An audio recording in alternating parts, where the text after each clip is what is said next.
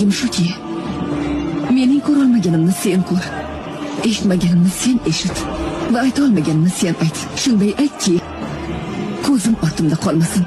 Xavotir olmang validam. Gapingizni o'ylab gapiring sulton xonim. Validamni haqorat qila olmaysiz. Bas qiling. Qarshingizda joriya turgan yo'q. Validam bilan bunday gaplashishga qanday haddingiz yetdi? Men boshqa sulton xonimlarga o'xshamayman. Mening ismim Mehrimon sulton. Xurram sultonning qiziman. Sizni nafaqa saroydan, istasam poytaxtdan ham haydataman. Kim menga qarshilik qila oladi? Chiqsin oldimga, ko'rib qo'yay. Agar validamning boshidan tola soch to'kilsa, bilib qo'ying, saroyni boshingizga ag'daraman. Hamma seni Xurramga o'xshaydi derdi.